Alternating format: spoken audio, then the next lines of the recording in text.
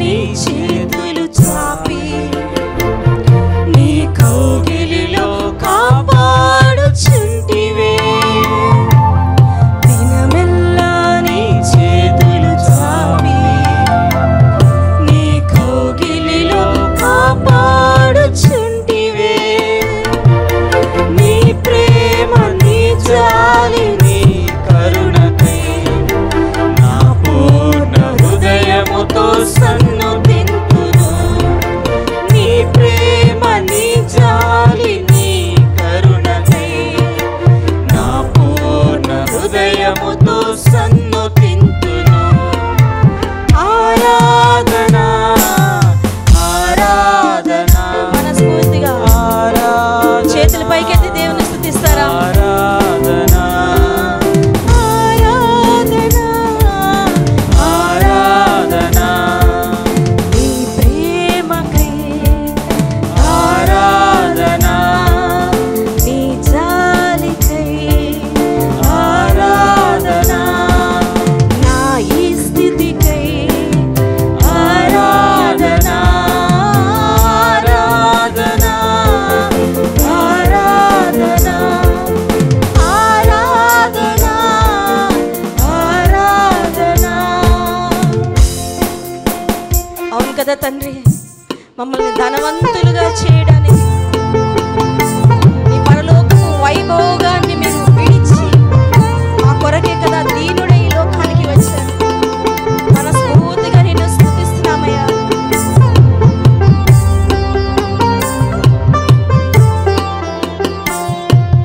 ధనవంతులుగా చేయుటకు దారిద్రతను అనుభవించినావు. ధనవంతులుగా చేయుటకు దారిద్రతను అనుభవించినావు. హెచ్చించి ఘనపరచిన నిర్మలాత్ముడా పూర్ణాత్మ మనస్సుతో కొనియాడెదను. హెచ్చించి ఘనపరచిన నిర్మలాత్ముడా పూర్ణాత్మ మనస్సుతో కొనియాడెదను.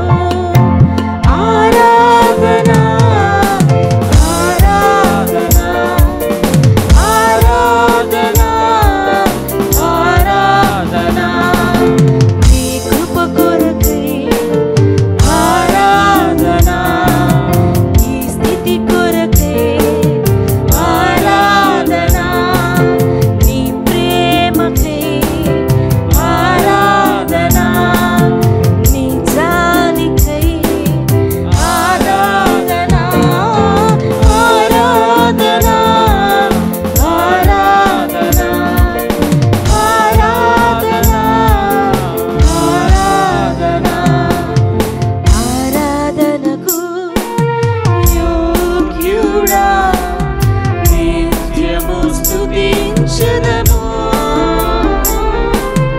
నీ మేలులను మరువకనే ఎల్లప్పుడూ స్తుతి పాడెదను.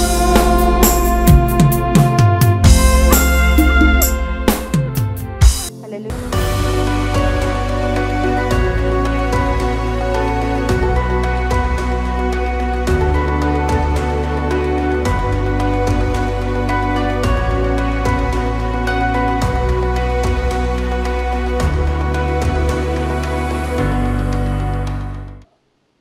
అన్నీ బాగున్నప్పుడు దేవుడు గొప్పోడు మంచోడు అని చెప్పడం చాలా ఈజీ. ఫర్ ఎగ్జాంపుల్, మంచి మ్యూజిక్ ఉంది ఇక్కడ, అదే మంచి ట్రాక్ పెట్టేసుకున్నారు, చక్కగా స్టేజ్ ఉంది, పాటలు పాడంటే ఎవరైనా పాడతారు, ఈజీ చాలా. అసలు ఏం మ్యూజిక్ లేదు, మైక్ లేదు, పాట పాడండి అంటే ఎంత కష్టం. ట్రాక్ లేదు, పాట పాడంటే ఎంత కష్టం, చాలా కష్టం. ఎందుకు ఈ మాట నేను జ్ఞాపకం చేస్తానంటే, దావీదు అనుభవపూర్వకంగా చెప్తున్నాడు, నేను గాఢాంధకారపు లోయలో నేను సంచరించిన ఏ అపాయానికి నేను భయపడను. ఎందుకు? నా కాపరి ఎవరు? దేవుడు. ఉదయకాల సమయంలో దేవుని బిడ్డలమే, విశ్వాసులమే, క్రిస్టియన్సే ప్రతి విషయంలో భయపడుతున్నాం. ఆందోళన. గతంలో దేవుడు చాలా కార్యాలు చేశాడు, అమ్మో ఎట్లా మరి ఇప్పుడు ఈ సిచ్యువేషన్ ఎట్లా? ఆయన నిన్న నేడు రేపు ఒకే రీతిగా ఉన్నాడు. ఆయన గతంలో సహాయం చేసిన దేవుడు మనకు భవిష్యత్తులో సహాయం చేయడా? స్కయోటలు ఇచ్చిన దేవుడు, అక్కడ ప్రార్థన చేసాం, ప్రభువా చిన్న ఆలయం ఇవ్వంటే దేవుడు ఇది ఇచ్చాడు. దీని తర్వాత నెక్స్ట్ ఇంకా బెటర్ దేవుడు ఇవ్వడంటారా? తప్పకుండా ఇస్తాడు, నాకు ఆ విశ్వాసం ఉంది. ఎక్కడ ఉన్నా దేవుడు మనల్ని పట్టించుకుంటాడు, ఆయన చూసుకుంటాడు అంతే. No need to worry. దేనిని గూర్చియు చింత పడకుడి. చాలాసార్లు మన జీవితాల్లో చింత, వేదన, బాధ, ప్రతిదాన్ని కంగారు పడిపోతూ ఉంటాం, సంకోచిస్తూ ఉంటాం. ఇక్కడ అన్నాడు ఈవెన్ దో, ఇంగ్లీష్ బైబిల్ అద్భుతంగా ఇచ్చాడు, I walk through the valley of shadow of death. ఇప్పుడు షాడో అంటే ఎట్లా? ఇప్పుడు కుక్క ఉంది, కుక్క నీడ ఉంది. నీడ కుక్క ఒకటేనా? ఇంకా అది అర్థం అవ్వాలంటే ఒక నీడ లాంటిదే, కానీ షాడో ఆఫ్ డెత్, మరణపు అంచు వరకు నేను వెళ్ళాను, కానీ మరణం అనేది నేను ఫేస్ చేయలేదు. అంచు వరకు వెళ్ళాను. ఉదాహరణకు 2005వ సంవత్సరంలో డాక్టర్స్ చెప్పేసి మాతో సంతకాలు పెట్టించేసుకున్నారు. ఏమని? మా అమ్మగారు చనిపోతారు, ఇంకా ఛాన్స్ లేదు అని. ఎందుకంటే మెనింజైటిస్ బాగా సివియర్ అయిపోయింది, బ్రెయిన్లో హోల్ పడింది, మీ అమ్మగారు బ్రతకరండి, మీరు అందరు ఫ్యామిలీ మెంబర్స్ సంతకాలు పెట్టండి, తర్వాత మళ్ళీ ప్రాబ్లం అవుద్ది అని చెప్పి మాతో సంతకాలు పెట్టించేసుకున్నారు. ఇంకా కష్టం, మీరు తీసుకెళ్ళిపోండి, హోప్స్ అయితే లేవని చెప్పేశారు. అక్కడే ఇదివరకు విజేత హాస్పిటల్ ఉండేది ఏలూరు రోడ్లో, విజయ టాకీస్ దగ్గర. అక్కడే కింద చాపేసుకొని మోకరించి ప్రార్థన చేస్తాం ఒక 2 గంటలు. మరి అద్భుతమైన రీతిగా దేవుడు అమ్మను ఈరోజు కూడా బ్రతికి దేవుడు సజీవంగా ఉంచాడు. Praise the Lord. అప్పుడు మేము అనుకున్నాం ఇంకా అమ్మ లేదేమో, ఇంకా కష్టమేమో, మానవ సహజం కదా, భయం ఉంటుంది కదా. గాఢాంధకారపు లోయలో నేను సంచరించినను ఏ అపాయమునకు భయపడ. కొన్నిసార్లు దేవుడు మనల్ని ఎంత కాపాడుతాడో చూడండి. కొన్ని క్లిష్ట పరిస్థితులు. ఈ మధ్య ఒక 2 years బ్యాక్ నేను బైక్ మీద వస్తున్నాను, రామర్పాడు రింగ్ దగ్గర ఎప్పుడు బాగా ట్రాఫిక్ ఉంటుంది. ఈ మధ్య సడన్గా నాకు స్కిడ్ అయిపోయాను, అంటే జారిపోయింది బైక్, నేను కింద పడిపోయాను. 2 years బ్యాక్లో పెద్ద లారీ అనమాట. ఆ పెద్ద లారీ స్పీడ్గా వస్తుంది, టర్నింగ్ తిరుగుతుంది. ఆ టర్నింగ్ అక్కడ ఆ ఏరియా తెలిసిన వాళ్ళు తెలుస్తుంది, హైట్లో స్పీడ్గా వెళ్ళాలి. ఇంకా నేను పడిపోయాను, లారీ నా మీదకి ఎక్కేసిందేమో, ఇంక ఈయన చనిపోయాడు స్పాట్ ఏమో అని మొత్తం అందరూ అక్కడ లారీ ఆటో డ్రైవర్స్ అందరూ పరిగెత్తుకుంటూ వచ్చారు. వస్తే నాకు చిన్న చిన్న గాయాలే, కానీ నాకు అసలు ఏం అవ్వలేదు. వాళ్ళు నన్ను చూసి ఏంటండి మీరు స్పాట్ ఇంకా అయిపోయిందేమో అనుకున్నాం మేము సిచ్యువేషన్ చూసి.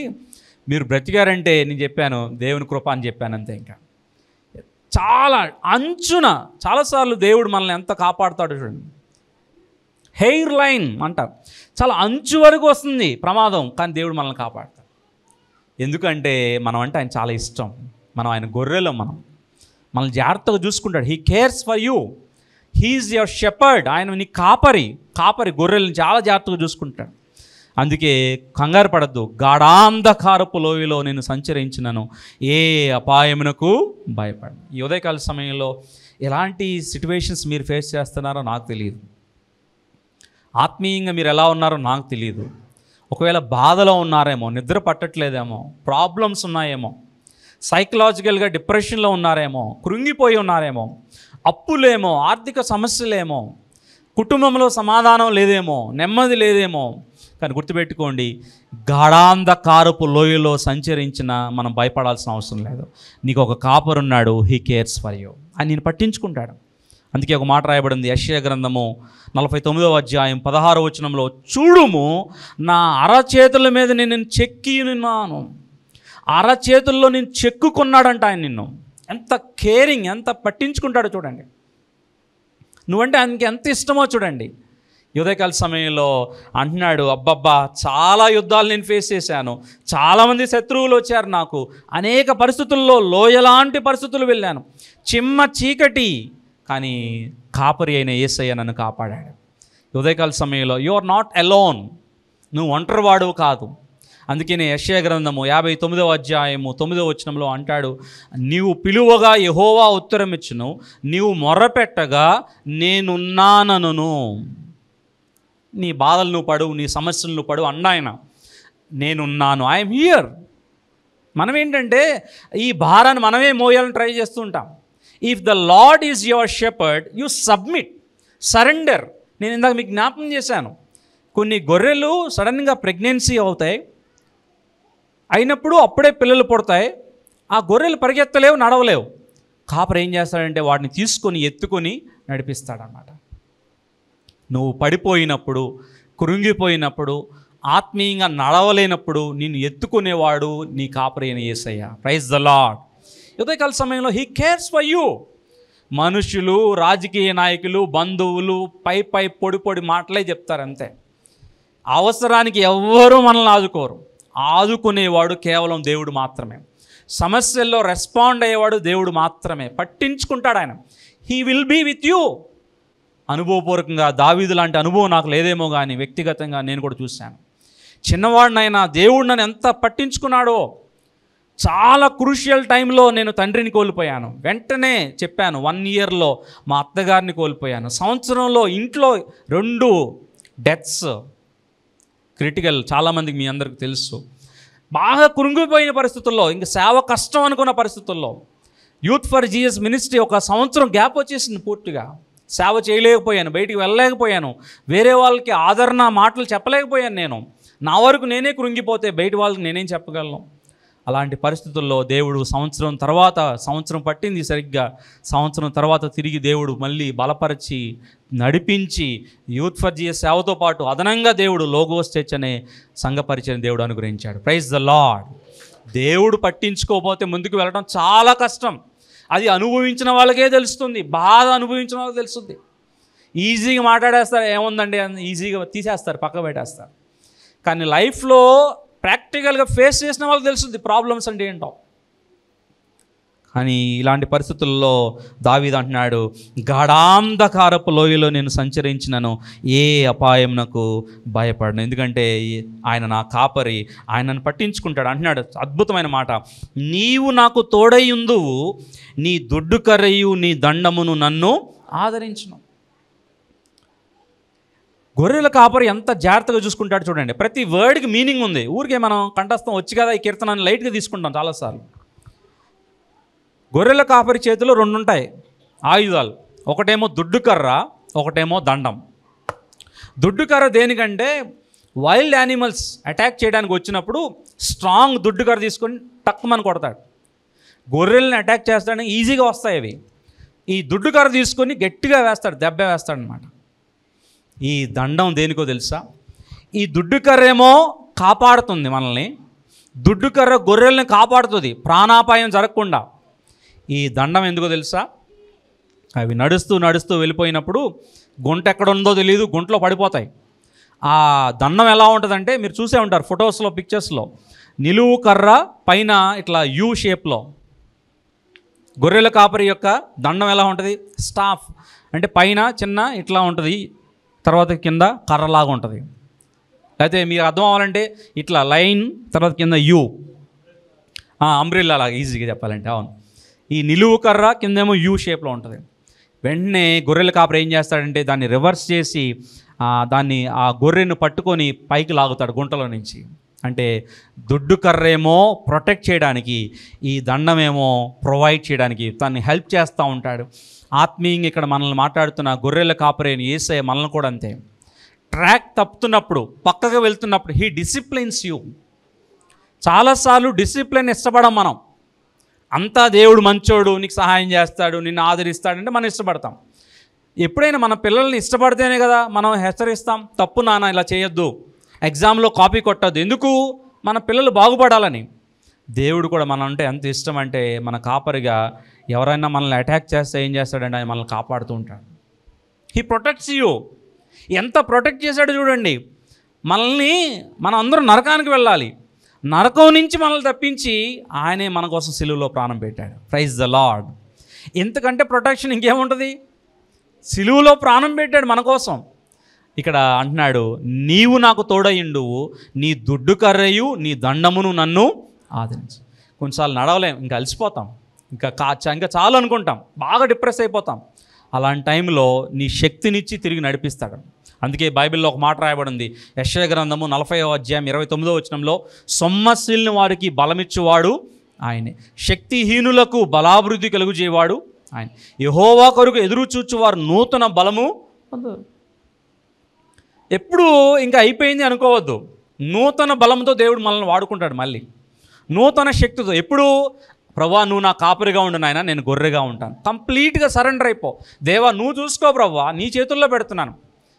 అది నా హస్బెండ్ గురించా, నా వైఫ్ గురించా, నా పిల్లల మాట వింటలేదా, అది ఫైనాన్షియల్ ప్రాబ్లమ్సా, ఫ్యూచర్ గురించిన ఆందోళన, సొంత ఇల్లు లేదనే ప్రాబ్లమా, ఆత్మీయ జీవితంలో చెప్పబడిపోయిన అనుభవం, అది ఏదైనా కావచ్చు. Lord I surrender, I submit to you. Lord you guide me, you help me, you lead me. He will lead you, he cares for you. మన కోసమే ఆయన ప్రాణం పెట్టాడు. అంటున్నాడు ఆయన, నేను నీకు తోడై ఉంటాను, నీ దుడ్డు కర్రయు నీ దండమును నన్ను ఆదరించు. ఆయన ఆదరిస్తాడు, ఆయన ఆదరిస్తాడు. ఆయన ఆదరించే దేవుడు. ఉదయకాల సమయంలో అంటున్నాడు, ఈ కాపరి అయిన యేసయ్య నన్ను ఆదరించాడని చెప్పి కీర్తనాకారుడు అయిన దావీదు రాస్తున్నాడు. చివరిగా చూడండి 5వ వచనం చూడండి, నా శత్రువుల ఎదుట నీవు నాకు భోజనము సిద్ధపరచుదు. అబ్బా, ఇది మీకు పారాడాక్సికల్ స్టేట్మెంట్, ఇది అసంభవం. శత్రువుల దగ్గర భోజనం మనకి సాధ్యమేనా? శత్రువుల దగ్గరికి వెళ్ళాలంటేనే మనకి భయంగా ఉంటుంది. శత్రువులకి ఆమడ దూరంలో ఉంటాం. శత్రువులతో కలవడానికి ఇష్టపడం. అమ్మో వాళ్ళని చూడటానికి కూడా ఇష్టపడం. అన్నాడు, నా శత్రువుల యొద్ద నీవు నాకు భోజనము, అంటే లేనిది ఉన్నట్టుగా చేయగల గొప్ప దేవుడు ఆయన. Praise the Lord. ఆయనకి అసాధ్యమైంది ఏదీ లేదు. ఒక సంఘటన జ్ఞాపకం చేసుకుంటే, ఫిలిస్తీన్లు ఎవరు? ఇశ్రాయేలుకి శత్రువులు, దావీదుకి కూడా శత్రువులే కదా. ఫిలిస్తీన్లు ఒక టైంలో సొంత కొడుకు అబ్షాలోం చంపడానికి ప్రయత్నం చేస్తున్నాడు. ఎవరిని? దావీదుని. వాళ్ళ నాన్నగారు దావీదు, అబ్షాలోం కొడుకు నాన్నగారిని చంపడానికి ప్రయత్నం చేస్తున్నాడు. సొంత కొడుకు కూడా చంపడానికి ప్రయత్నం చేస్తుంటే తప్పించుకొని తిరిగి ఫిలిస్తీన్ల దగ్గరికి వెళ్ళిపోయాడు. ఫిలిస్తీన్ల దగ్గరన్నా దాక్కుంటే నాకు ప్రాణానికి ముప్పు లేకుండా ఉంటుందేమో అని చెప్పి అక్కడికి వెళ్ళిపోతే, తినడానికి తిండి లేకపోతే ఒక దినాన శత్రువులైన ఫిలిస్తీన్లు ఆయనకు ఆహారం పెట్టారన్నమాట. మన దేవుడు ఎంత గొప్పవాడంటే, నువ్వు ఎక్కడ ఉన్నా నీ శత్రువులు సైతం నిన్ను ప్రేమించేవారుగా ఆయన చేస్తాడు. Praise the Lord. ఉదయకాల సమయంలో లేనిది ఉన్నట్టుగా చేయవాడు ఆయన. Nothing is impossible. మన నాలెడ్జ్ చాలా లిమిటెడ్, మన ప్రేయర్ చాలా లిమిటెడ్, మనం దేవుని గురించి ఆలోచించేది చాలా limited. God does beyond your imagination. నీ ఊహలకు అతీతంగా దేవుడు చేయగలడు. Yes or no? ఎస్.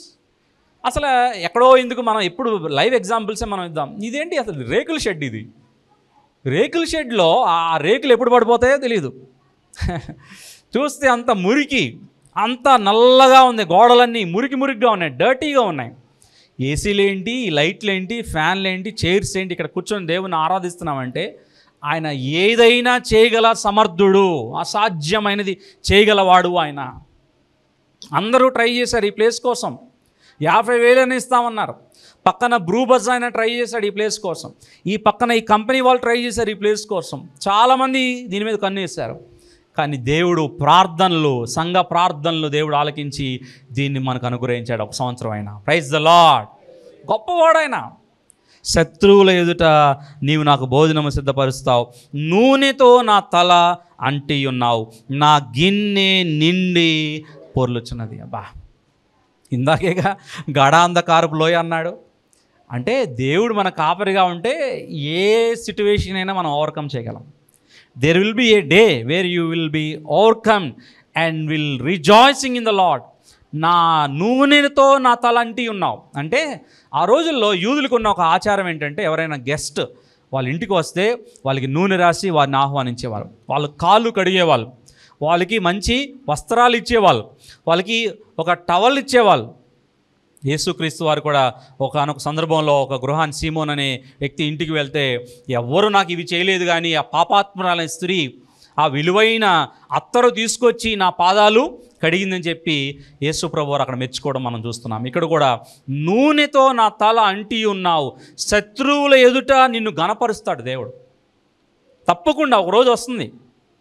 2 వారాల క్రితం ఒక చెల్లి సాక్ష్యం చెప్పింది. ఇక్కడ చిన్న పాప, యంగ్ గర్ల్, మీకు గుర్తుందో లేదో, సెంట్రల్ బ్యాంక్ ఆఫ్ ఇండియాలో పాపకి దేవుడు జాబ్ అనుగ్రహించాడు.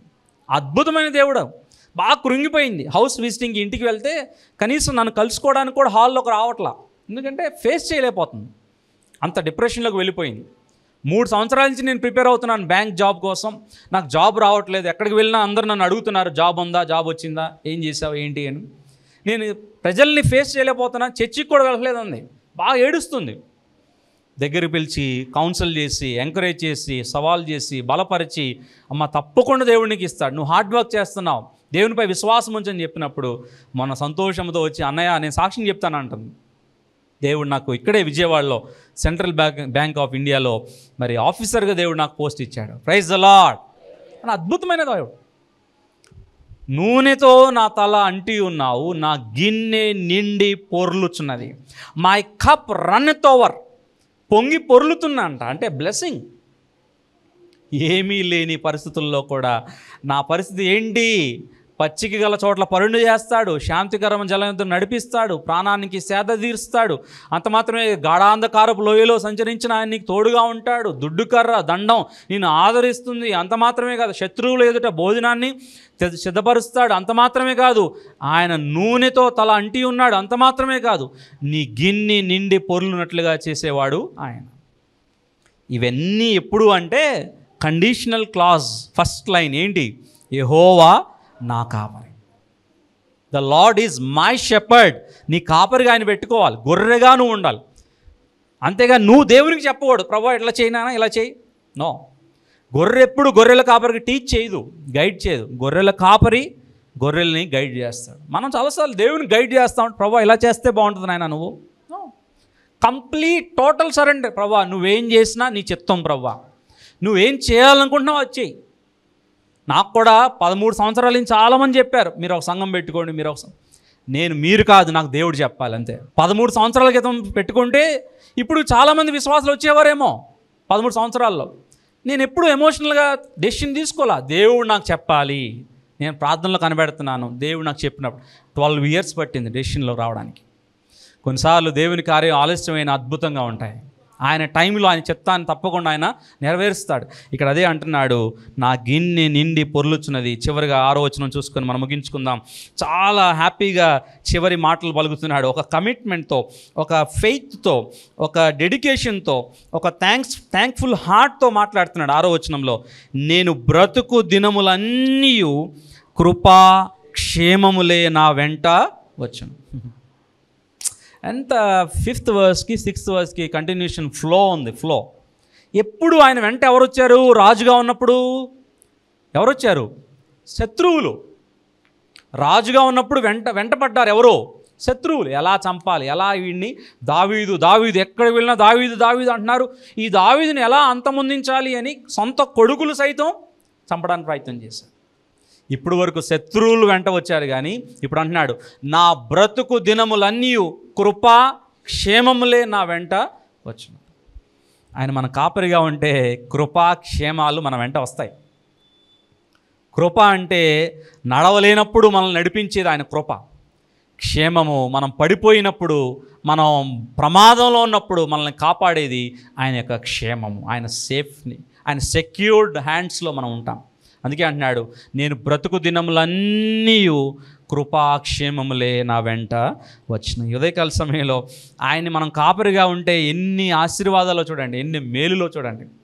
ఆయన కృప మనకు తోడుగా ఉంటుంది, ఆయన క్షేమము మనకు తోడుగా ఉంటుంది. అంటున్నాడు చివరిగా ఒక మాట చెప్తున్నాడు, చిరకాలము యెహోవా మందిరములో నేను నివాసము చేసేదాను.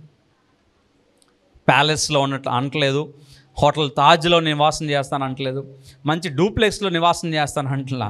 ప్రభువా నా కాపరి నువ్వయ్యా, నా జీవితాంతం నీ సన్నిధిలో నేను ఉంటాను, నీ కొరకే నేను జీవిస్తాను. నేను యెహోవా యొద్ద ఒక వరం అడిగితే అంటాడు 27వ. ఏంటా వరం? నా జీవితకాలం అంతయు నేను యెహోవా మందిరంలో నివసింపవచ్చు. దేవుని మందిరంలో ఉండే ఆశీర్వాదం, మేలు, ఆనందం ఈ లోకంలో ఎక్కడా దొరకదు.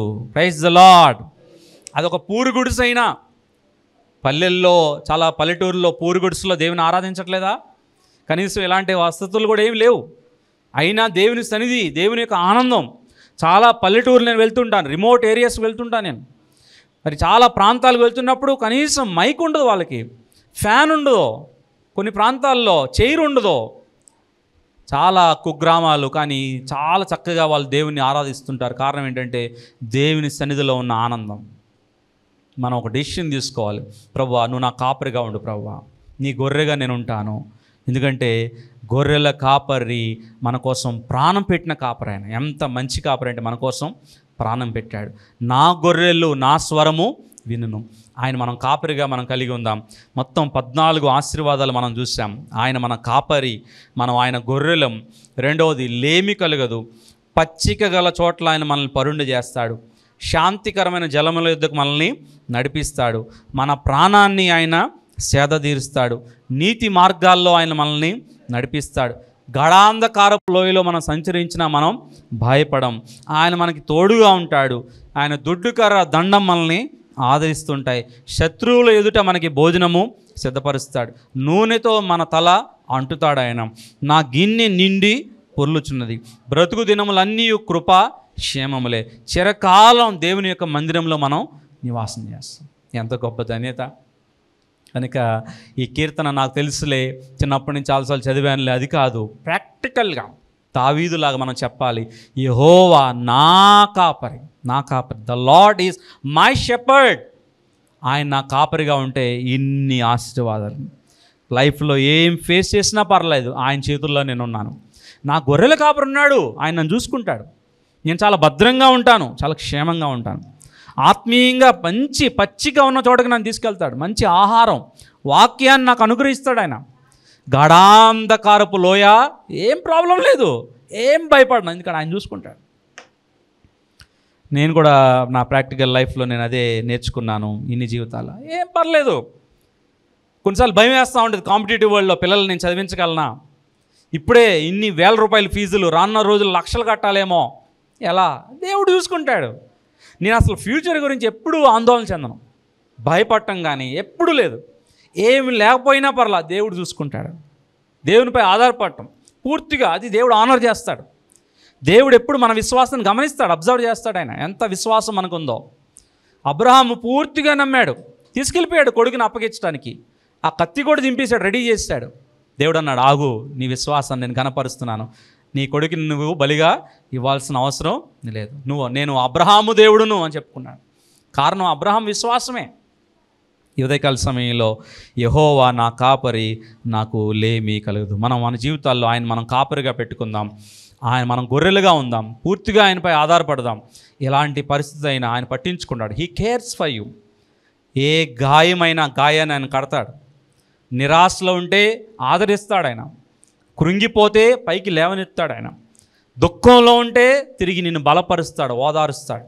కాపరి పట్టించుకుంటాడు. దెబ్బ తగిలిన, లేకపోతే నడవలేని గొర్రెలు ఉంటాయి కొన్ని, లేకపోతే కొన్ని రోజులే అయి ఉంటుంది పుట్టి, వాటిని ఎత్తుకుంటాడని చెప్పాను, కౌగులించుకుంటాడు. ఏ గొర్రె ఎలా చూసుకోవాలో జాగ్రత్తగా చూసుకుంటాడు ఈ కాపరి. ఆ కాపరిని మనం కలిగి ఉందాం మన జీవితంలో. యేసయ్య నా కాపరిగా ఉండు, నేను నీ గొర్రెగా ఉంటాను. అట్టి కృప పరిశుద్ధాత్మ దేవుడు మనకు అనుగ్రహించును గాక.